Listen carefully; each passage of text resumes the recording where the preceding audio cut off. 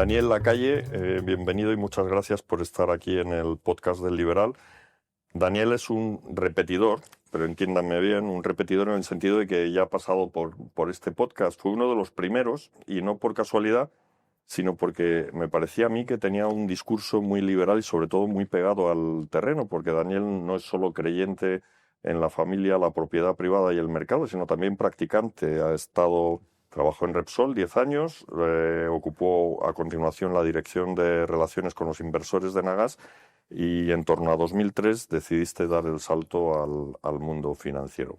Pero además es un prolífico columnista, un activo tertuliano y todavía saca tiempo para escribir libros. El último, lo tengo aquí, se titula El nuevo orden económico mundial. Y en él denuncia que estamos a punto de pasar del estado de bienestar al estado depredador. ¿En qué consiste esto del estado depredador? Pues muy sencillo. Empieza con gobiernos que, como dice Daniel, prometen cosas mágicas e imposibles. La ciudadanía acepta todo esto encantado, pero que estas promesas mágicas e imposibles requieren una cesión de control y así poco a poco y sin quererlo, pues acabamos metidos en una tiranía digital. Habrá quien piense que esto es una exageración, pero la lectura del nuevo orden económico mundial me ha traído a la memoria la carta que Aldous Huxley escribió a George Orwell a raíz de la publicación de 1984. En ella, Huxley le exponía sus dudas de que la revolución definitiva pudiera ser algo tan burdo como la política de la bota en la cara, que decía Huxley, que Orwell describe en su distopía. Lo que Huxley decía es que los gobernantes no iban a tardar en descubrir que los condicionamientos son más eficaces que las porras y las cárceles y que la clave de una tiranía duradera no radicaba en patear y flagelar a la gente, sino en enseñarle a amar su propia servidumbre. Esa es la sociedad que Huxley describe un poco en Un mundo feliz, una distopía cuyos ciudadanos han renunciado a la libertad no por temor a las represalias, sino voluntariamente para tener acceso al bienestar que les procura una droga llamada Soma. Suena a lo mejor un poco inverosímil, pero pensemos en China. Allí las autoridades no distribuyen ninguna droga de la felicidad, pero sí te niegan el acceso a algunos trabajos o a determinados bienes y servicios como los artículos de lujo, los trenes de alta velocidad o los hoteles caros, si detectan que no eres un buen ciudadano. A través de lo que se llama el crédito social, también acumulan información sobre qué páginas visitas, sobre qué programas ves y qué libros lees, y bueno, si no eres un buen ciudadano, pues te quitan crédito y al final pues te limitan mucho tu libertad y aparentemente funciona. Y por ahí quería yo empezar, Daniel, si te parece, explicándonos tú cómo se cae en la trampa del estado depredador, porque empieza con esa promesa de cosas mágicas e imposibles que antes mencionaba, pero cómo continúa y cuáles son sus armas. Tú citas en tu libro en concreto el dinero digital y la identidad digital. Claro, siempre el arma es la seguridad y venderle a los ciudadanos que les van a quitar la responsabilidad. Es muy, muy importante, ¿no? No tendrás nada, pero serás feliz. No vas a tener ningún tipo de libertad económica, pero vamos a garantizar que tampoco vas a ser responsable, ¿no? Porque la libertad, obviamente, implica responsabilidad. Esa apelación a la comodidad de la esclavitud. Entonces, ¿qué es lo que se va utilizando? Lo estamos viendo cada día. Primero, la autocensura, ¿no? Cualquier persona que nos esté viendo ahora mismo no tiene que irse más allá de 7 días hacia atrás a algún momento en el que ha pensado lo siguiente: bueno, yo casi mejor no voy a decir esto o a pensar esto, no vaya a ser que tenga implicaciones personales o profesionales. Tú y yo, que hemos vivido ya muchas décadas, hemos vivido épocas en las que eso no era la norma. Ahora nos hemos acostumbrado a la autocensura.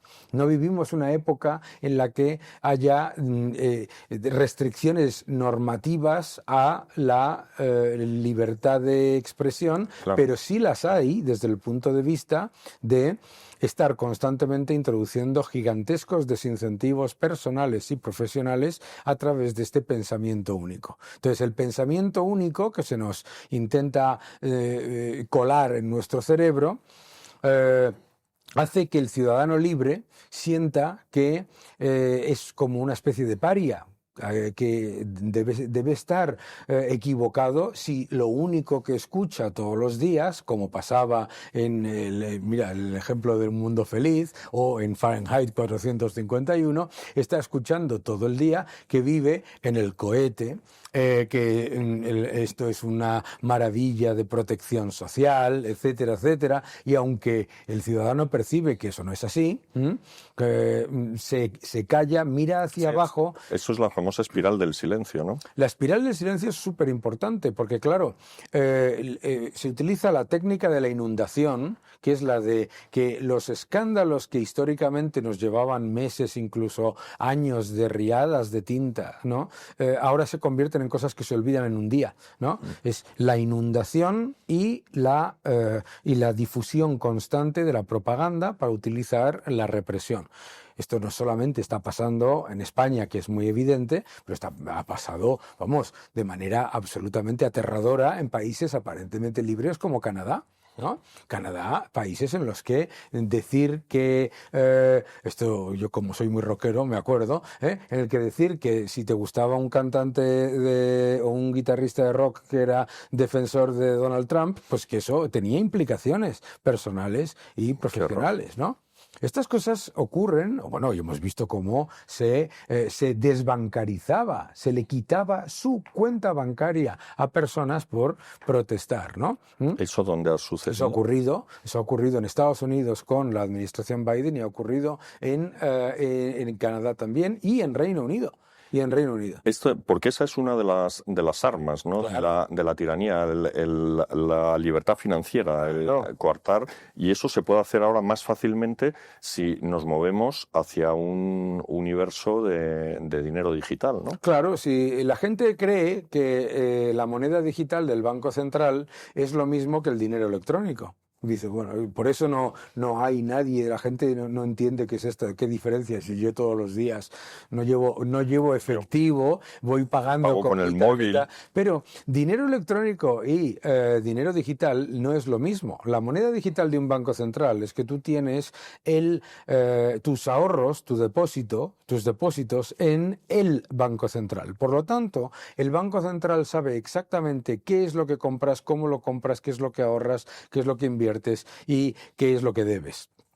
Todo eso, además, con un factor esencial, que es el del riesgo de la utilización para el control social que comentabas al principio. Las monedas digitales de los bancos centrales se han utilizado en otros países con el objetivo de penalizar a los malos ciudadanos, entre comillas, según los gobiernos, y aparentemente beneficiar a los buenos, o, por ejemplo, imagínate, para utilizarlo porque hay que ver que has viajado demasiado este año, ¿no? Y penalizarte, todo esto. Nos reímos, ¿verdad? Sí, sí. Porque nos parece una locura cuando hemos vivido lo que es la libertad económica y la libertad financiera, que son elementos básicos para la libertad individual. O sea, lo que nos hace ciudadanos libres, aparte de, no son solamente las instituciones. Instituciones tienen las dictaduras también. Lo que le hace son las instituciones independientes, que es una gran diferencia de las instituciones, siempre hay que recordar esto por Acemoglu y su libro, pero sobre todo la libertad financiera y la libertad económica, lo que te permite ser un ciudadano crítico y un ciudadano que exige a los responsables públicos que, pues que se sometan a lo que quiere los ciudadanos y que no conviertan a los ciudadanos en dependientes, clientes, rehenes. Porque este Estado depredador se utiliza la falacia del aumento del estado de bienestar para, uno, no aumentar el estado de bienestar y convertirlo en el bienestar del Estado, y número dos, además, convertir a los ciudadanos contribuyentes y a las empresas en ciudadanos que están al servicio del sector político y no al revés. Y el clavo, el último clavo en este ataúd es la aterradora identidad digital, ¿no? De la que hablas. Sí. Claro. Mucha gente dice, bueno, pero yo ya, o sea, esto de la privacidad, etcétera, ya se pierde privacidad con la tecnología, cuando abrimos una cuenta de correo electrónico, cuando abrimos una cuenta bancaria, se pierde privacidad. Mucho cuidado con no entender los límites que tienen esos servicios, que efectivamente puedes perder cierta privacidad, pero no pierdes toda la privacidad. Yeah. Esto es muy importante. Y lo peor de todo es que con la idea esta de identidad digital en la que se va a saber contigo, con tus datos, se sabe no solamente quién eres y cómo te llamas y cuál es tu dirección, sino si tienes alguna multa de tráfico, si debes algo a Hacienda, lo que has consumido, lo que no has consumido, cuánto tienes en el banco, etcétera. La identidad digital es eliminar completamente la descentralización que tiene el sistema que nosotros vivimos ahora, en el que efectivamente pierdes un poco de privacidad, pero desde luego lo que no pasa es que tu proveedor de correo electrónico, tu banco, tu proveedor de telefonía y tu proveedor de alimentos, todos juntos le estén dando la información a un gobierno que luego encima puede perjudicarte o beneficiarte según sus propios intereses, ¿no? Bueno, que lo estamos viendo ahora, el debate que hay sobre el fiscal general, la gravedad que supone que se utilice información privada tuya con fines espurios, totalmente. Fíjate fíjate, además, cómo se utiliza esa propaganda del Estado depredador. Se dice, no, nosotros estamos a favor del fiscal que va contra los delincuentes. Número uno, estás eliminando la presunción de inocencia. Número dos, estás justificando la utilización de datos privados por un supuesto aparente bien público que, por otro lado, por supuesto, ese fiscal general no utiliza en ningún caso para toda la ristra de casos de corrupción del gobierno. Por lo tanto, es la utilización de los mecanismos democráticos para dinamitarlos y cooptarlos y además justificarlo desde un supuesto poder que aparentemente te dan las urnas. El otro día leí un artículo que me aterraba en un medio de comunicación extremadamente cercano al gobierno, por no decir que es el Granma español, ¿no? Decía lo siguiente el artículo, decía, es intolerable que los jueces estén tomando medidas que van contra lo que han dictado las urnas, asumiendo que la justicia te la da el haber ganado unas elecciones, que el haber ganado unas elecciones te da la impunidad y que por lo tanto tienes que considerar la impunidad del gobernante, por supuesto cuando es el tuyo, como un factor esencial. Y la razón por la que los liberales estamos a favor de la libertad de expresión, las instituciones independientes, etcétera, es porque hay un montón de gente que piensa que este asalto a las instituciones independientes está muy bien porque beneficia a los suyos, ¿no? Y algunos se sienten hasta beneficiados económicamente como comisarios políticos. Lo que pasa es que luego vienen las purgas y luego viene la represión de los propios. Y es muy importante, por lo tanto, defender las instituciones independientes, la libertad de expresión, la libertad de prensa, con todo lo incómodo que eso trae, precisamente para que ni siquiera los supuestamente míos tengan el abuso de poder que supone el dinamitar y el cooptar las instituciones independientes. Hemos hablado antes del mundo feliz de Huxley. En el mundo feliz, por lo menos, te quitaban la libertad, pero te daban a cambio bienestar. Pero tú dices que este estado depredador ni siquiera te da la libertad porque te va a empobrecer, entre otras cosas, porque va a generar dinero de forma ilimitada para hacer frente a sus promesas de cosas imposibles. Y eso es lo que dices tú que caracteriza a este estado depredador. En primer lugar, aparte de la falta de libertad, es la inflación. Pero también en el libro hablas mucho le dedicas un capítulo a la teoría monetaria moderna.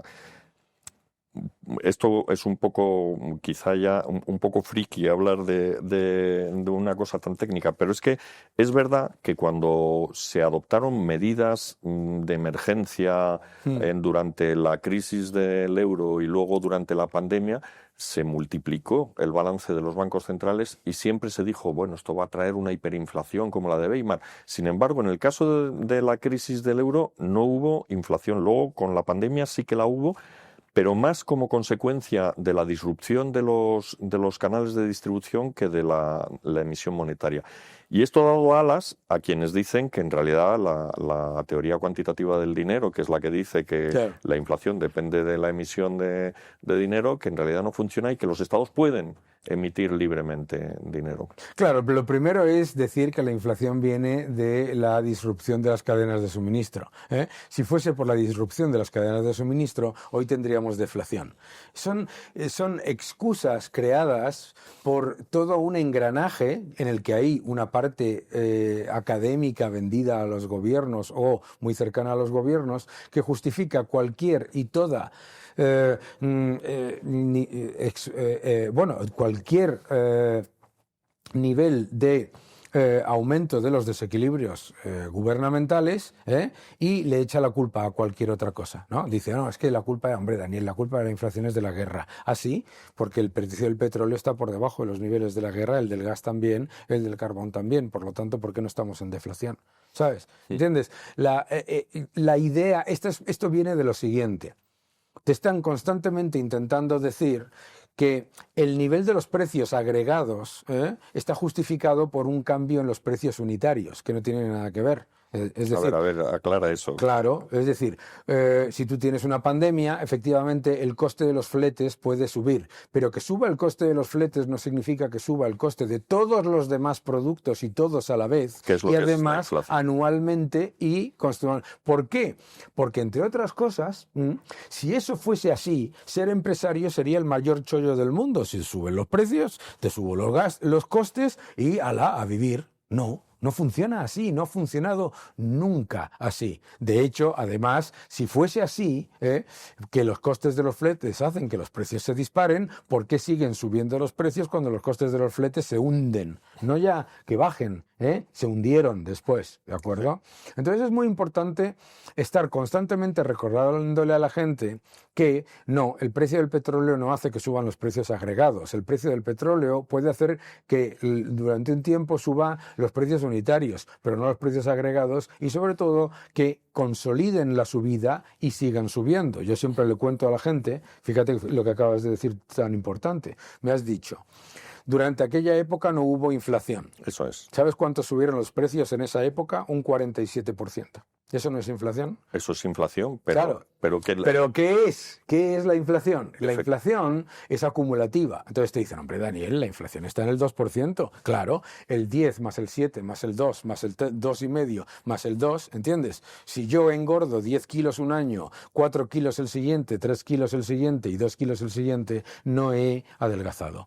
¿De acuerdo? Entonces, eso es lo primero. Sí hubo una gigantesca inflación. Segundo, y lo sabe cualquier consumidor, que te dice precisamente la gente, como cuando eres conocido, te dicen, ¿cómo dicen ustedes que bajan los precios cuando yo solo los veo subir? Es que no están bajando, uno. Pero es muy importante entender que la inflación no se crea exclusivamente en lo que nosotros medimos por el IPC. ¿Vale? La gigantesca creación de dinero, la aberrante creación de dinero artificial de la crisis del euro que tú comentas, ha llevado, entre otras cosas, a que se dispare el precio de los activos cautivos, como es el sector inmobiliario, gigantescamente por encima de su tendencia previa. Eso es mucha mayor cantidad de dinero yendo a activos relativamente escasos. Claro, ¿qué es lo que te intentan decir? No, hombre, el IPC, mira el IPC. No, miremoslo todo. Miremos el IPC, miremos el precio de la vivienda, miremos el precio de los bonos soberanos, porque claro, si tú imprimes un montón de dinero y todo ese dinero se va a recomprar deuda basura de gobiernos, resulta que baja la prima de riesgo, aunque el gobierno es cada vez más insolvente. Eso es inflación también. Es decir, no es que baje la prima de riesgo, sube masivamente el precio de esos bonos que, por otro lado, encima, no es por demanda de los inversores privados, ¿no? Sino porque lo regurgita el Banco Central. Entonces, no entender la inflación de activos y la inflación que se va generando en todo es muy importante. ¿Por qué? Porque entonces se crea la narrativa que tú has dicho. Hombre, Daniel, la teoría cuantitativa del dinero no funciona porque no había inflación entre el 2008 y el 2010. ¿Cómo que no había inflación entre el 2008 y el 2010? Número uno, todos esos factores que yo te he dicho. Número dos, más importante, la ecuación cuantitativa del dinero es cantidad de dinero multiplicado por velocidad del dinero es igual al nivel de precios por el Producto Interior Bruto, el crecimiento de la economía privada. Súper importante esto, porque dopas con el gasto público. El gasto público. Pero ¿qué es lo que pasa? ¿Qué es lo que pasó entre el 2008 y el 2011? Que se hundió la velocidad del dinero. Es decir, lo que hemos vivido ha sido, con la excusa de que no había inflación, un proceso de desplazamiento brutal en el que el aumento de la masa monetaria iba indefectiblemente y constantemente a aumentar y disfrazar los desequilibrios estatales, fueran los que fueran. Es decir, el peso del gobierno en la economía se dispara, el Banco Central lo disfraza y lo promueve, y cuando se dispara la inflación y crean inflación, te suben los tipos de interés a ti. A ti. Porque ¿a quién le importa, con todos mis respetos, un carajo la subida de tipos? Al gobierno. ¿Por qué? Porque te lo va a subir los impuestos. Claro. O sea que la teoría monetaria moderna es una mala idea. No, la teoría monetaria moderna, primero, no es teoría, no es moderna, porque se ha hecho toda la vida. El gobierno tiene que imprimir todo lo que quiera y gastar todo lo que quiera y endeudarse todo lo que quiera, ¿vale? Es una excusa para justificar la expropiación de la riqueza de la economía. Imprimir moneda, que es con lo que se pagan los bienes y servicios y con lo que se paga a los ciudadanos, es una manera de expropiar el fruto de esa actividad de las empresas y de los ciudadanos y que se beneficie el poder político, ¿no? Es una expropiación lenta, claro que y no ha funcionado nunca, porque si funcionase, ¿de acuerdo? Pues obviamente tendríamos a Venezuela o Argentina de los Kirchner, pues sería los países más ricos del mundo. O sea que la inflación, es que el otro día me enviaron un vídeo de un tal Murphy que defiende la teoría monetaria moderna y me decía que la inflación en realidad no es mala. Es mala para los ricos y no sé para quién más. La inflación no es mala. ¿Qué es la inflación? La inflación es la evidencia de la insolvencia del emisor de la moneda. La moneda es deuda pública. La moneda no es imprimir billetes o moneditas, ¿no? La moneda es la deuda pública. El sector público no se financia vía impuestos, se financia emitiendo deuda, ¿de acuerdo? Y esa deuda es la moneda. Y esa moneda tiene una demanda. Cuando la solvencia del emisor se va deteriorando, se refleja ¿en qué? En la inflación, es decir, el poder adquisitivo de esa moneda se pierde. Claro, igual que un emisor de deuda emite bonos y cada vez, si emite demasiados, cada vez le van exigiendo una rentabilidad mayor, ¿de acuerdo? Pues lo mismo es la pérdida del poder adquisitivo de la moneda. Bien, pues una vez que entiendes eso, el concepto de ese mercenario del estatismo y del socialismo es el siguiente: la inflación no es mala, porque es una expropiación de la riqueza del sector privado a favor del gobierno. Claro que lo es. ¿Y qué es lo que dice? Fíjate, la inflación es buena porque le afecta a los ricos y a los que tienen propiedades. Te está reconociendo que es una expropiación de la riqueza. ¿Qué es lo que pasa? ¿Qué es lo que nos dice ese desorientado? Número uno, que la inflación a los que más afecta es a los pobres. La inflación es el impuesto de los pobres. ¿Por qué? Porque como calculamos el IPC, Yo estoy completamente convencido de que una persona con un poco con un salario relativamente positivo o bueno como el tuyo o como el mío, pues el impacto del aumento del 45% del precio de los alimentos lo hemos sobrellevado con poquísimo impacto. Díselo tú a los pobres, ¿eh? ¿Por qué? Porque claro, el IPC, cuando tú pones el precio del pan, el precio del aceite y el precio de los huevos junto con el precio de los ordenadores, el ocio y los hoteles, ¿cuántas veces compras ordenadores, ocio y hoteles y cuántas veces compras aceite? Por eso la inflación es muchísimo más y empobrece muchísimo más a los pobres, ¿eh? Ese argumento es tan profundamente inmoral, el que dice de que la inflación no es mala, que demuestra cuál es el objetivo. Demuestra que su objetivo es la expropiación de la riqueza, porque lo está diciendo. Está diciendo, le afecta a los que tienen bienes y a los ricos.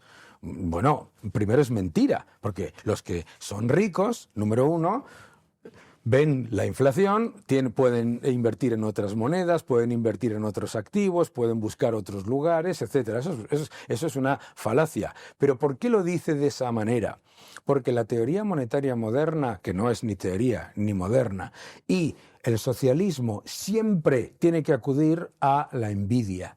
Dice, no, hombre, tú tienes que defender la inflación porque así fastidiamos a los ricos. Tú te vas a fastidiar, pero ellos se fastidian más. Y eres tan tonto el que se lo crea que picas. Claro. Y entonces te convierten en un cliente dependiente, rehén. Fíjate por otro lado, este personaje que estás hablando tú es que es una persona profundamente inmoral y además un falsario. Este personaje que estás diciendo tú, primero te dice que imprimir dinero sin control y aumentar el gasto público sin todo lo que el gobierno desee no crea inflación, y después te dice, hombre, y si se crea es buena. ¿What? ¿Sabes?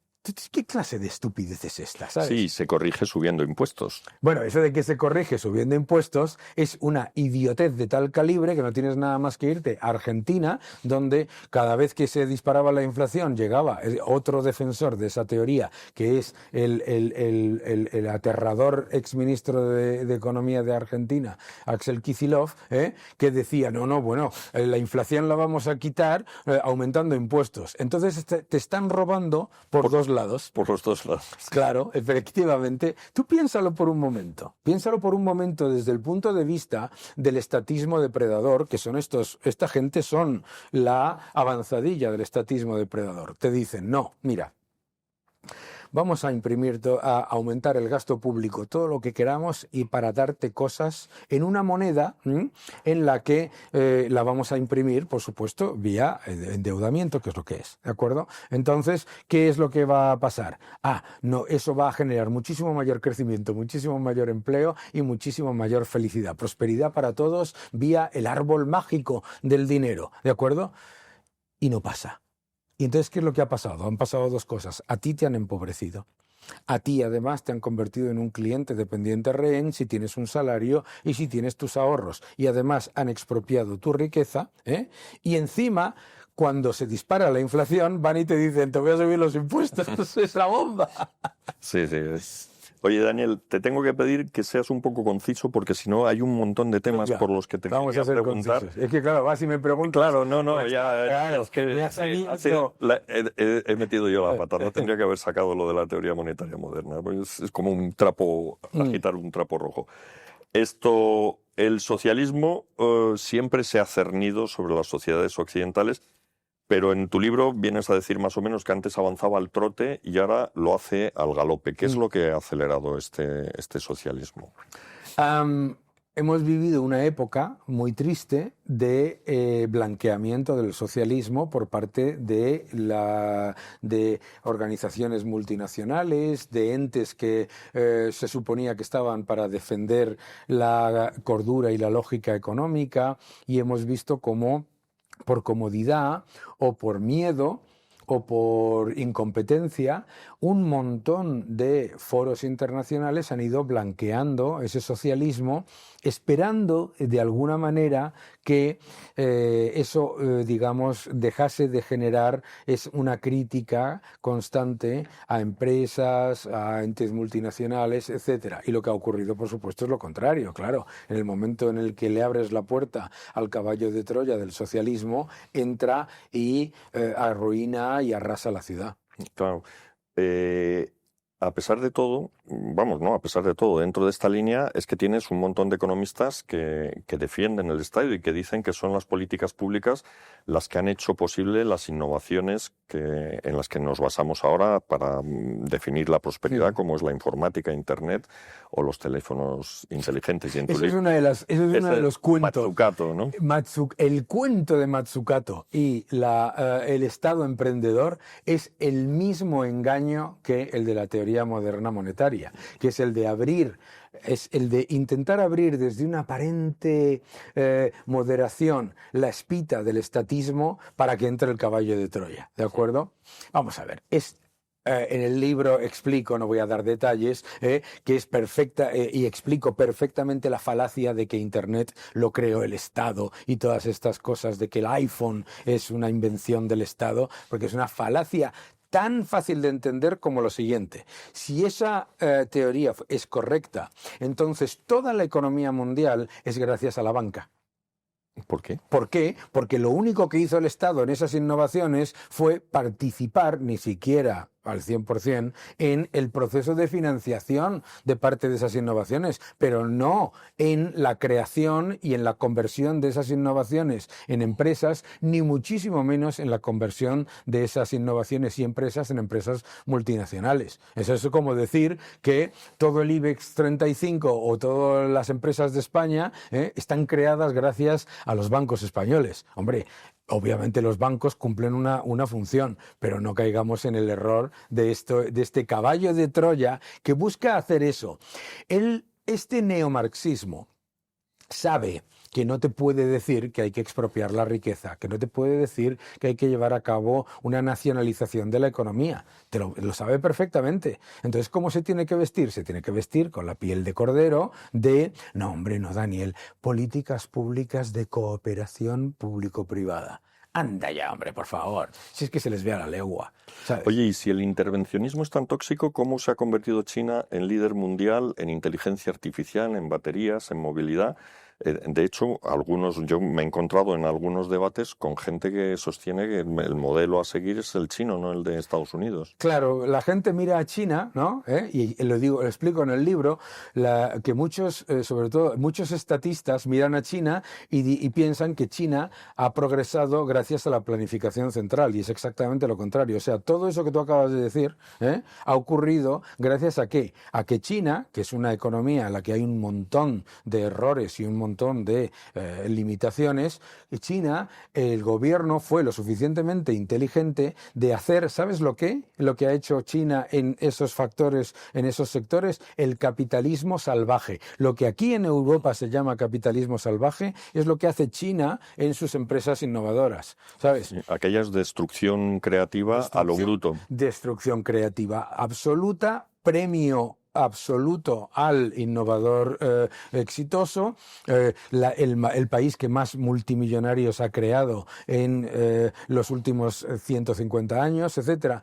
O sea, es curioso, ¿no? Los que te dicen que la planificación central funciona, te dicen que funciona utilizando el ejemplo de un país que no ha utilizado la planificación central para la tecnología y para la innovación, etcétera, etcétera. ¿Y qué es lo que ha fallado de China y qué es lo que está fallando de China en tiempo real cada día? La planificación central. Lo que está fracasando y lo que ha fracasado ha sido la planificación central en automóvil, la planificación central en inmobiliario, la planificación central en todas aquellas cosas que se han puesto a planes quinquenales. Ojo, que lo explico también en el libro. Y en tecnología, cuando el gobierno decidió meterse en las empresas tecnológicas y llevar a cabo la purga que llevó a cabo, hay datos que muestran que China perdió 10 años en la batalla tecnológica. Por lo tanto, una de las cosas que explico en el libro es con qué facilidad estos palmeros del estatismo depredador se fijan en los países, no en las cosas que son buenas. En China, el espíritu emprendedor, la capacidad increíble de trabajo y de ahorro de los ciudadanos, la honestidad y el trabajo duro de los ciudadanos, eso no. La planificación central. Pero si es que la planificación central es lo que ha fracasado en China y la razón por la que tienen el problema que tienen de propiedad intelectual es esa. Y de empresas públicas, ¿no? Que Claro, mantienen vivas a pesar de que... Claro. Empresas zombies, empresas zombies, un sector financiero zombificado, unos préstamos a países insolventes completa y absoluta. O sea, un montón de cosas. Tiene otro montón de cosas positivas, que no se trata de decir que China es un horror, pero desde luego lo que es la evidencia de lo que va mal en China es la planificación central. Ojo, y lo que es la evidencia de lo que va mal en Estados Unidos han venido de los intentos de planificación central, no nos equivoquemos tampoco. Luego pasamos a Estados Unidos porque no puedes irte de aquí sin hablarme de Trump.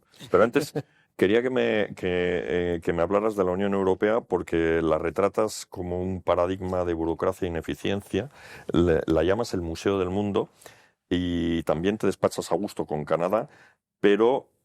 te voy a decir, en el último ranking de ciudades más habitables que elabora The Economist, como sabes, las 3 primeras, Viena, Copenhague y Zúrich, son europeas. La quinta y la séptima, Vancouver y Calgary, son canadienses. Y no hay ninguna estadounidense entre las 10 primeras. O sea, claro. ¿No se vive mejor en Europa que en el resto del mundo? Me acabas de demostrar que es el Museo del Mundo. Me lo acabas de poner... Lo acabas de decir, son ciudades en las que se vive bien, efectivamente, se vive maravillosamente bien, además si tienes dinero, por supuesto, no quiero decirte Zúrich, ¿sabes? La ciudad más cara del mundo, ¿sabes? Bueno, yo tampoco coincido con las valoraciones de The Economist, pero... Es que mira, The Economist es un ejemplo súper claro de lo que yo te decía antes. Sí, ya me imaginaba, y el Financial Times me dirás también. Exacto, es un ejemplo clarísimo de medios de comunicación que han movido todo su sesgo de la libertad empresarial, la libertad económica y la libertad individual a blanquear el estatismo depredador, hasta el punto de tildar la politización de la justicia de México como una maravillosa oportunidad de cambio, ¿no? Etcétera. Pero me da igual. Me da exactamente igual. Lo importante ahí mira, la Unión Europea es el mayor éxito político de la historia y el euro el mayor éxito monetario. Es una maravilla y hay que defenderlo, ¿de acuerdo? Pero no se defiende la Unión Europea ni el euro con pleitesía y diciendo que sí a todas las salvajadas que está haciendo la Unión Europea y el Banco Central Europeo. ¿A qué te refieres? Pues claro, hombre, no se defiende la Unión Europea defendiendo la Agenda 2030 y el Pacto Verde, que no es Pacto Verde, que es el pacto del estancamiento y del empobrecimiento. ¿De acuerdo? No se defiende al euro defendiendo al euro digital. Y no se defiende al euro diciendo que todas las políticas que lleva a cabo el Banco Central Europeo son buenas, porque no lo es, porque el mecanismo antifragmentación es una locura, porque lo que hicieron en el año 2021 nos ha llevado a la inflación que tenemos ahora, y por lo tanto hay que ser crítico. Hay que ser crítico para defenderlo. Y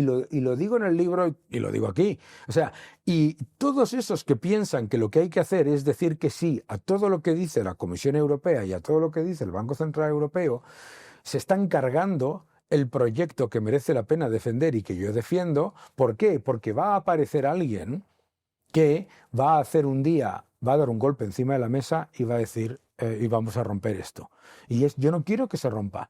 Pero lo que no puedes hacer, lo que no se puede hacer por parte de este consenso plañidero que hay por ahí suelto, que ni siquiera se ha convertido en un consenso, sino que es pleitesía a cualquier cosa que diga el Banco Central Europeo y cualquier aberración que publique la Comisión Europea, no, es que estamos en países libres, ¿sabes? ¿Y por qué? ¿Y por qué vas a tener un impacto profesional y personal por criticar medidas en países democráticos? ¿Estamos locos? ¿sabes? Medidas políticas y monetarias que encima se han demostrado equivocadas, porque yo recuerdo, porque lo he sufrido, el ataque personal y profesional por decir que el desmantelamiento de las centrales nucleares y que el aumento equivocado de un mix energético volátil e intermitente nos iba a hacer depender muchísimo más de Rusia y de China. Y me han llamado de todo. Y ahora lo sabe todo el mundo. ¿Entiendes? Sí, y aparte hubo un apagón justamente por... Bueno, pero es que, pero piénsalo por un momento. De lo que hablábamos antes de la autocensura. Un montón de esa gente que blanquea estas políticas lo hace, como te decía, por miedo, por comodidad o por incompetencia. Pero muy probablemente, sobre todo, por miedo o por comodidad.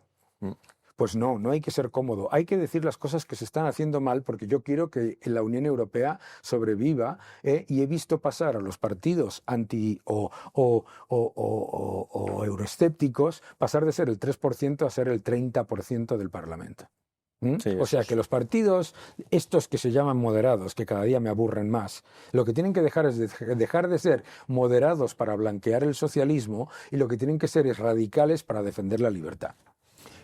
Naturalmente eres muy crítico con España, tanto en el plano material como en el político. Vamos a hablar primero de economía. ¿No estamos creciendo más que nadie? Claro, con la tarjeta de crédito de otro todos los restaurantes son baratos. Claro. Ese es el sistema, es todo de prestado. Vamos a hacer el cálculo. Tú tomas el Producto Interior Bruto 2019-2024 de España, y son aproximadamente unos 380.000 millones, ¿no? ¿Cuánto ha aumentado la deuda? 450.000 millones. ¿Cuánto hemos recibido de fondos europeos por ser el país con más paro de toda la Unión Europea? Que siempre se olvida decir eso porque somos los mayores receptores. 138.000 millones. Vamos, pues eso, si yo te doy a ti una tarjeta Black, tú dirás, soy rico, pero no, lo que eres es una persona muy endeudada. ¿Que crece el Producto Interior Bruto? Pues claro, ¿cómo no va a crecer el Producto Interior Bruto si te permiten que el gasto público se dispare? El Producto Interior Bruto es el gasto público más el gasto de las familias, más la inversión, más las exportaciones, menos las importaciones. Si tú disparas el gasto público con deuda y aumentas masivamente el empleo público y aumentas masivamente todo lo que tiene que... Claro que sube el PIB. Lo que es alucinante es que teniendo el mayor estímulo fiscal y monetario de la historia, solamente crezcas lo que estamos creciendo. Y eso se demuestra en qué? En que la inversión está estancada desde el año 2019, la inversión privada. Se demuestra en qué? En que a pesar del récord de turismo maravilloso que nos ha salvado de todo, récord de turismo, resulta que el consumo está muy poco por encima de los niveles del 2019, y resulta que las familias, los ciudadanos, son más pobres. Eso es un dato, ¿no? Sí, Estamos haciendo exactamente lo mismo. Este país, el gobierno de Sánchez, está haciendo exactamente lo mismo que hizo el gobierno del PASOK, el gobierno socialista de Grecia, en Grecia. Disparar el gasto público, disparar el empleo público, disparar todos los desequilibrios públicos utilizando la tarjeta de crédito de la Unión Europea, porque yo me acuerdo cuando se decía Grecia es el motor económico de la Unión Europea. Así. El 2005-2006. Fíjate. Cuidado con los motores, ¿eh? Cuidado con los motores y con los cohetes, ¿no? Y también dices que España es uno de los países donde más ha retrocedido la libertad, y el método empleado ha sido el miedo. Y hablas en concreto que el Estado aprovechó el COVID para encerrarnos en casa y ahora invoca la emergencia climática para arrogarse poderes extraordinarios. ¿No era necesario el confinamiento y no hay emergencia climática? ¿O? Primero, emergencia climática, ¿qué significa? Bueno, estas palabras, pero es que es importante, sí. porque la utilización de palabras que no significan absolutamente nada es muy importante, ¿no? Cambio climático. El cambio climático en sí mismo no significa absolutamente nada, ¿de acuerdo? Bueno, la subida de las temperaturas. Entonces, eso no es el cambio climático, eso es el calentamiento global. Eso es otra cosa, ¿de acuerdo? Bueno, se usan en el debate. No, se utiliza. Bueno. No, se hace aposta. ¿Por qué? Porque si tú hablas de calentamiento global y te toca una primavera como la que hemos pasado, la gente dice, ¿qué? ¿Sabes? No, claro. Hay que utilizar términos ambiguos que parezcan emergencias, ¿sabes? La emergencia de los océanos, de todos los océanos, del océano en general, Pero eso no significa que, o sea, lo que creo yo y lo que es la evidencia empírica es que si lo que tú quieres es defender el medio ambiente, si lo que tú quieres es reducir las emisiones contaminantes, que no son solamente las de CO2, sino que son otras, ¿de acuerdo? Lo que tienes que hacer es defender la libertad económica, la innovación, la tecnología y la competencia. Como no se hace desde la represión... Porque eso es lo que hace que seas más rico y tengas más medios para luchar contra... Claro, claro. Por eso los países más contaminantes no son los países más ricos, ¿eh? ¿De acuerdo? ¿Quién es el país más contaminante del mundo? China, ¿de acuerdo? Todos estos que dicen que China es el modelo a seguir, ¿no? Entonces, ¿de qué estamos hablando? ¿Y por qué es China el país más contaminante del mundo? Por las empresas estatales, por las empresas estatales que cuando vas a Pekín y abres la ventana no se ve el cielo. ¿De acuerdo? Entonces, que no me cuenten películas. Si lo que quieres es defender el medio ambiente como quiero yo, y si lo que quieres es defender que se cumplan los objetivos de la Agenda 2030, no lo que han metido dentro de la Agenda 2030 para introducir el totalitarismo, si tú lo que quieres es reducir la pobreza, mejorar la educación, aumentar la calidad del agua, mejorar el medio ambiente, lo que necesitas es mayor tecnología, competencia, innovación y mercado y menos Estado. Daniel, te he hecho la pregunta y te he formulado la pregunta porque, pero bueno, después de todo lo que me has dicho, que vas a decir lo que te dé la gana, te van a llamar negacionista. ¿Por qué? No sé. Si yo no niego el cambio climático. Eso es. Yo nunca he negado el cambio climático. Pero además, ¿qué significa ser negacionista? Eso es. Negacionista es Pedro Sánchez que va en el Falcon hasta al concierto de su primo. Sí. Negacionista es Pedro Sánchez o será Bill Gates que va en avión privado a todos lados. Yo no soy negacionista. Claro que existe el cambio climático. ¿Cómo no va a existir el cambio climático si esto se lleva estudiando de los años 80? Lo que yo niego, no solamente niego, sino que está demostrado que es contraproducente. Lo que niego es que sea el Estado la solución a los retos climáticos. Es exactamente lo contrario, y lo tenemos ahora en la evidencia del desastre de la Unión Europea, que depende más de Rusia. Está importando cantidades récord de gas natural licuado ruso y tengo que tragarme, que me ha pasado esta mañana, me he tenido que tragar de un investigador de Oxford que es que el gas natural licuado ruso, como es de empresas privadas rusas, no es ruso. Entiéndeme. ¿Entiendes lo que te quiero decir? Te entiendo. Entonces, aquí el único negacionista es el colega este que se va en Falcon y que todavía no sabemos cuántos viajes se ha hecho a República Dominicana con ese Falcon. Eso es negacionismo. Oye, y ya vamos a llegar a tu tema favorito, que es que el único país que se libra del descenso al infierno woke es Estados Unidos. Y gracias al que probablemente sea el político más vituperado de este siglo, que es Donald Trump. A ti te cae fenomenal, sin embargo. Más vituperado por el estatismo. Bueno, y también por gentes de un amplio espectro, digamos. O sea, no, de un amplio espectro estatista, totalmente, estoy de acuerdo. Bueno, depende de lo que metas dentro de estatista. No, yo lo meto claramente. No todo, pero todo no. ¿Por qué te cae bien? ¿Por qué te no. cae bien Donald Trump? Porque no miente. Porque hace lo que dice que va a hacer. No, hace lo que dice que va a hacer. Bueno, no, porque no miente, porque hace lo que dice que va a hacer, lo que lleva diciendo que va a hacer y por lo que le han votado 77,8 millones de personas en Estados Unidos, todos los estados bisagra, el Congreso y el Senado. Que es importante recordar aquí, porque estos que hablan tanto de democracia vivimos aquí con una coalición Frankenstein, ¿de acuerdo? Entonces, pero no es que me caiga bien ni mal. Es que lo que está haciendo en Estados Unidos es lo siguiente. Fíjate, ¿qué es lo que te tiene que gustar? A ver, desregulación en el sector energético, que ha sido una aberración lo que ha pasado en los últimos 4 años en Estados Unidos. Desregulación en el sector inmobiliario, que ha sido una aberración también lo que ha ocurrido.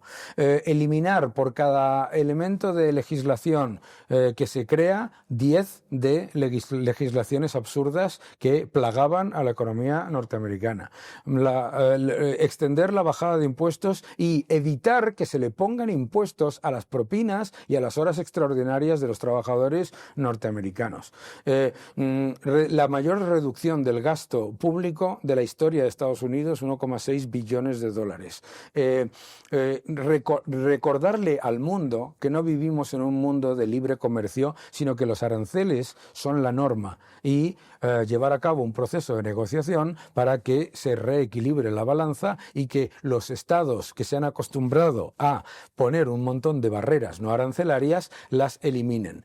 Todos esos factores que todo el mundo se está poniendo tal esto, para mí son muy positivos, y sobre todo son muy positivos comparado con el mayor ejercicio de encubrimiento de la historia de los Estados Unidos, que ha sido que han tenido a un presidente ausente, completamente desconocido. Nadie sabe quién era el presidente de Estados Unidos. Con la financiación, Sleepy Joe. La financiación en todo el mundo, con fondos públicos del wokismo, de todas las políticas más destructivas del socialismo del siglo XXI. Blanquear el régimen de Venezuela dándole oxígeno, etcétera, etcétera, etcétera, etcétera. Además de el mayor aumento de la inflación visto en las últimas 2 décadas, disparar la deuda, un déficit público mínimo de 2 billones de dólares, etcétera, etcétera, etcétera. Pero, etcétera. Daniel, ¿no es un poco contradictorio que alguien tan liberal como tú defienda a un presidente que está poniendo tantas trabas al comercio internacional? No digo que no, es que no está poniendo trabas. no digo que no las hubiera antes, pero hombre, es que a mí... ojo, pero él sacó el famoso menú ese de kiosco de playa y le puso aranceles hasta a islas que tenían donde solo hay pingüinos. Primero, ¿tú sabes quién le pone aranceles a la isla esa que dices que solo hay pingüinos? No. La Unión Europea. Pues mal hecho. Fíjate qué pero curioso. Daniel, tú sabes que todos los países Daniel, bálticos, que entraron en la Unión Europea, que no tenían aranceles, tuvieron que poner aranceles para poder entrar en la Unión Europea. Estoy de acuerdo, Daniel, pero... Tú sabes que la Unión Europea tiene mayores aranceles y barreras no arancelarias contra Estados Unidos. Efectivamente, salió un estudio del Bank of America en el que... Y de ING... pero en general, a la hora de evaluar esas barreras no arancelarias, en fin, hay margen para la discrecionalidad. Pero no digo eso. Sí, no digo eso. Es fácil decirlo. Yo no veo un solo coche norteamericano por Europa. No, pero claro, bueno, aquí podemos hablar, pero no digo que eso esté bien. O sea, entiéndeme. O sea, lo que digo es que este señor está subiendo los aranceles y eso es un hecho objetivo. Vamos a ver, ¿qué es lo que está haciendo? ¿Por qué lo defiendes tú? Yo no defiendo los aranceles. Claro. Yo nunca he defendido los aranceles. Pero pero lo que no defiendo es la hipocresía. Yo no defiendo los aranceles, pero es que los aranceles son la norma en el mundo, la norma en el comercio. Pero Daniel, aunque sea la norma, o sea, si tú eres partidario del libre comercio, siempre se ha dicho, da igual lo que hagan los demás. Tú tienes que practicar el libre comercio. No, te voy a explicar por qué. Eso es porque lo que esto decía, no es una cuestión de... Es que esto no es Ricardo. Es que, a ver si nos damos cuenta, los liberales. El déficit comercial que tiene Estados Unidos no tiene absolutamente nada que ver con la cooperación libre y espontánea entre empresas libres que decía Ricardo. Claro, yo en eso estoy totalmente de acuerdo. Si tú tienes un déficit, si yo tengo un gigantesco déficit comercial con el supermercado de enfrente de mi casa, ¿de acuerdo? ¿Eso por qué es? Porque a mí ese supermercado me da bienes y servicios que yo quiero y yo no le vendo a él y no pasa absolutamente nada. Eso es un buen déficit comercial. Eso no es lo que hay en entre Estados Unidos y sus socios comerciales. Lo que hay entre Estados Unidos y sus socios comerciales es un supermercado al que se le permite vender todo lo que quiera, como quiera, cuando quiera y donde quiera, y otro supermercado, Estados Unidos, al que se le ponen por parte del resto de los supermercados barreras arancelarias y no arancelarias por las cuales se les dice, por ejemplo, que la carne de este supermercado no la puedes vender, pero la de este sí. Que esto es una evidencia empírica. Entonces yo estoy en contra de los aranceles como concepto, pero estoy a favor de la utilización de los aranceles como los utiliza Donald Trump, que es exactamente la misma forma en la que se utilizan las armas nucleares para evitar una guerra nuclear. ¿Tú para qué tienes armas nucleares? Para evitar una guerra nuclear. ¿Por qué tiene que poner aranceles Estados Unidos? Porque no puede hacer lo que hace la Unión Europea, lo que hace China, lo que hace India, lo que hace tantos otros con sus gigantescas barreras arancelarias y no arancelarias. Ojo, que es que la gente se olvida de las arancelarias, ¿eh? Que la Unión Europea en química, en productos, en ganadería, en agricultura, en automóvil y en productos manufacturados tiene muchos más aranceles que Estados Unidos contra Estados Unidos. Además es que es muy evidente. El déficit comercial de Estados Unidos con la Unión Europea, 300 y pico mil millones, no es porque nosotros hagamos productos más baratos, más eficientes y de mayor calidad. No es así. De hecho, tenemos muchísimos mayores costes laborales, muchísimos mayores costes energéticos y muchísimos mayores costes de producción y además mayores impuestos. Entonces, ¿por qué nosotros estamos vendiendo para el mismo producto? Nosotros exportamos masivamente a Estados Unidos y ellos no exportan casi nada aquí, por barreras comerciales. ¿Qué es lo que está haciendo el presidente Trump? Ojo, ¿y qué es lo que hizo Obama? Lo mismo, porque lo que me revienta de lo que estoy sufriendo personalmente por defender la posición de Estados Unidos es que cuando lo hizo Obama no dijo nadie nada. Porque Obama fue el presidente de Estados Unidos que más barreras al comercio puso de toda la historia de Estados Unidos. Y nadie ha dicho absolutamente nada. ¿Qué es lo que está haciendo Trump? Lo que dice es muy sencillo. El déficit comercial que tiene Estados Unidos con el resto del mundo, no, con algunos países, no es la consecuencia de la cooperación libre y espontánea entre empresas libres. Es la consecuencia de un estatismo depredador que ha utilizado la Organización Mundial del Comercio y un montón de organizaciones multilaterales para hacer lo siguiente: ponerle barreras a Estados Unidos y utilizar la política para luego eximir a los que nos interesa. Por ejemplo, la Unión Europea a Estados Unidos le pone toda esa cantidad de barreras, pero se las quita a Turquía y a Marruecos. Pero vamos a ver, Daniel, Bien. o sea, primero, todas esas barreras arancelarias internas que nos ponemos a nosotros... No, internas no. Internas no. Eso es lo que dice Draghi. Realmente nos ponemos barreras y esas barreras entorpecen el comercio entre nosotros y con los Estados Unidos. Pero eso no ha impedido que Estados Unidos sea ahora mismo el país más rico, haya crecido mucho más.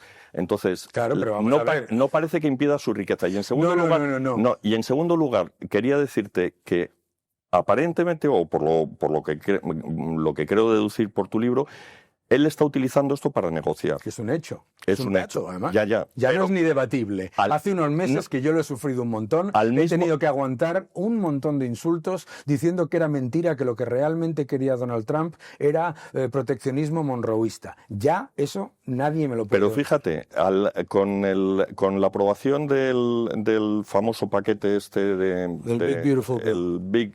La triple B esta, efectivamente, él va a provocar la oficina del Congreso dice que va a aumentar el déficit público.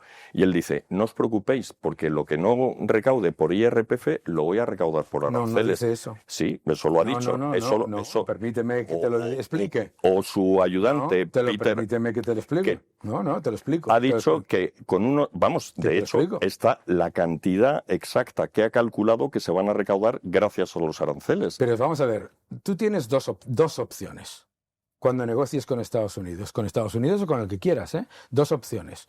O eliminas tus barreras comerciales y entonces recaudas mucho más porque exportas más e importas menos, ¿ok? ¿Vale? Tú y yo. Tú tienes un gigantesco superávit comercial conmigo que es injusto porque lo has conseguido poniéndome barreras a mí, ¿vale? Entonces empezamos a negociar. Y si tú y yo llegamos a un acuerdo comercial, yo exportaré más e importaré menos y por lo tanto recaudaré más. ¿Estás de acuerdo? Bien. Tú decides, no me da la gana negociar porque yo quiero seguir manteniéndote tus barreras arancelarias. Te digo, vale, pues te voy a poner un arancel. Entonces se mantendrá el mismo déficit comercial, pero me vas a pagar por lo que me cuesta a mí, ¿ok? Sí. Fair enough. No, porque normalmente no funciona así. ¿Cómo funciona? Al nivel de... Hombre, eso tiene efectos dinámicos, es decir... Ah, sí, curioso. ¿Por qué la oficina del Congreso, por qué la oficina presupuestaria del Congreso no ha considerado ningún efecto dinámico, ningún efecto dinámico, ni de la reducción de impuestos, ni de la desregulación, ni de los 7 billones de dólares de inversiones que se han comprometido ya con Estados Unidos. ¿Pero tú crees que le van a cuadrar las cuentas? O sea, yo lo que sé... que no va a subir el déficit público. Yo lo que sé es... Estados Unidos tiene hoy el primer secretario de Estado del Tesoro, porque aquí todo el mundo, Trump. Parece que es que la administración, que hay una gente muy valiosa. El primer secretario de Estado del Tesoro que sabe que el problema de Estados Unidos es de gasto y no de ingreso. ¿De acuerdo? Aquí hay una reducción de 1,7 billones de billones europeos, de gasto obligatorio, y luego hay el efecto dinámico de la bajada de impuestos, la desregulación y la entrada masiva de inversiones que no considera el CBO. El propio CBO, por otro lado, lo curioso es que estamos teniendo este debate y el año pasado no lo tuvimos. Te voy a decir por qué. Cuando la administración Biden, porque yo nunca hablo del pobre Biden que no tiene la culpa de nada, la administración Biden publicó su programa del año 2023, el aumento anual del déficit en un entorno en el que no había ningún tipo de recesión ni pérdida de empleo en 10 años era de 2,8 billones anual. 14 billones de dólares de aumento del déficit, que significaba un aumento de deuda de más de casi 16 billones, ¿de acuerdo? Y no he escuchado nada en el entorno económico. Nadie, absolutamente nadie. Todo el mundo estaba... Todo el mundo, nadie. Vamos, todo el mundo que entendía hablaba y señalaba que el déficit público de Estados Unidos era muy grande y era preocupante. Por favor, no señor, en las elecciones de Estados Unidos hubo la desvergüenza de 40 premios Nobel, que hay que tener cara dura, defender el programa de Kamala Harris, que a ese plan económico que ya generaba 14 billones de dólares de déficit adicional, le añadía otros 4. Y nadie decía nada y nadie dijo nada. Lo que yo digo es, efectivamente, Estados Unidos tiene un problema de deuda. Lo tiene Francia, lo tiene España, lo tiene... Pero eso no mejora la situación de Estados Unidos. No, sí mejora la situación de Estados Unidos. ¿Sabes por qué? ¿Por qué? Porque el mundo monetario y fiscal no es un mundo de absolutos, es un mundo de relativos. Y yo te digo lo que va a pasar para los que nos están viendo. Todo el mundo bla con la deuda de Estados Unidos, y cada vez que salta un problema de deuda, primero es Japón, después es Reino Unido y después es Francia. Es falso cómo nos lo están vendiendo, pero no me importa. Tenemos la primera administración desde Ronald Reagan, la primera que ha reconocido el problema, y el Big Beautiful Bill, si tú como liberal crees en, 1, el efecto dinamizador de la bajada de impuestos, 2, el efecto dinamizador de la desregulación, 3, el efecto dinamizador de la entrada masiva de inversiones por los acuerdos comerciales, y 4, que los acuerdos comerciales o te dan menor déficit comercial o te dan mayores ingresos fiscales, you choose, Si reconoces eso, ¿sabes lo que te sale? Yo he hecho el cálculo. ¿Qué te sale? 8,8 billones de dólares de reducción de déficit. Bueno, pues nada. Entonces, ¿qué es lo que pasa? ¿Qué es lo que pasa? Lo mismo que ha sufrido Isabel Díaz Ayuso, lo mismo que ha sufrido tanta gente. A Isabel Díaz Ayuso le dijeron los mismos del Ceteris Paribus, dijeron que las bajadas de impuestos de Madrid iban a disparar la deuda, iban a disparar el déficit y las cuentas públicas se iban a descontrolar y que Madrid se iba a la quiebra. Es que estamos viviendo de nuevo el sabotaje. ¿Y por qué me enfado? Y perdóname. ¿Por qué me enfado? ¿Y por qué me enfado? Me enfado mucho porque el gran problema de esto que cuento aquí y de lo que está pasando ahora con el Big Beautiful Bill, de lo que pasó con Liz Truss en Reino Unido y de lo que pasó con Isabel Díaz Ayuso en Madrid, etcétera, el gran problema no son los economistas socialistas, que eso es un oxímoron, y que los vamos a tener siempre diciendo que hay que aumentar el gasto y aumentar los impuestos. Eso me da igual. ¿Sabes cuál es el problema? El problema es que cuando tienes por primera vez en la historia a una administración que reconoce el problema, baja el gasto, baja los impuestos, reduce la regulación, regulación, aumenta las exportaciones, reduce las importaciones y mejora la balanza comercial, tienes el enemigo en casa. Ese es mi problema. Y yo, como hace tiempo decidí, como liberal, dejar de ser Pepito Grillo en la mitad, sino beligerante, pues yo soy beligerante. Soy beligerante porque además la demostración empírica es que es falso. Los han estado contando una película de que, porque no hace falta romperse la cabeza, ¿eh? Yo le conozco, pero la gente que no le conozca puede leerle, ¿sabes? Que desde 1988, The Art of the Deal, Donald Trump no le ha mentido a nadie sobre lo que es un proceso de negociación. Estamos viviendo un proceso de negociación. ¿Sabes quiénes no han dudado ninguno de ellos que es un proceso de negociación? Ninguno de los mandatarios de los países que estaban en esa tabla que tú me has dicho. No, es la manera de interpretarlo, porque la otra manera de interpretarlo es que era un agente de Putin y que se quería cargar su economía. Pues eso, la mismo. No. O sea, pero es que tú piensa por favor, los liberales, las brutalidades que tenemos que escuchar, ¿sabes?, con los presidentes norteamericanos. Y tú que has vivido la misma época, incluso un poco más, porque es un poquito, pero no mucho más, mayor que yo, tú sabes una cosa, que lo que está pasando ahora mismo mediáticamente con Trump es exactamente lo mismo que hicieron con Reagan. ¿Sabes que te acuerdas con Reagan? Me acuerdo. Reagan es tonto, Reagan es un proteccionista por los aranceles a Japón y por los aranceles a Reino Unido, etcétera.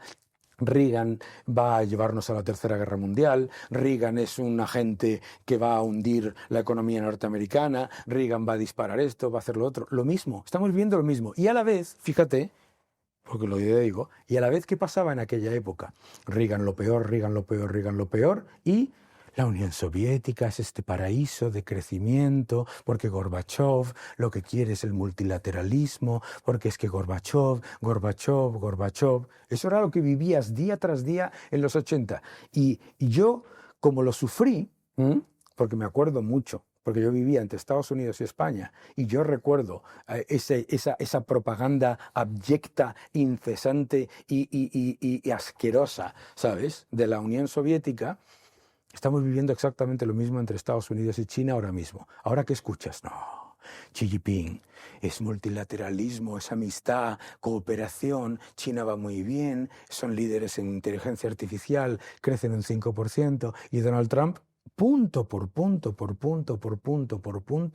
las mismas calumnias que se le decían a Ronald Reagan.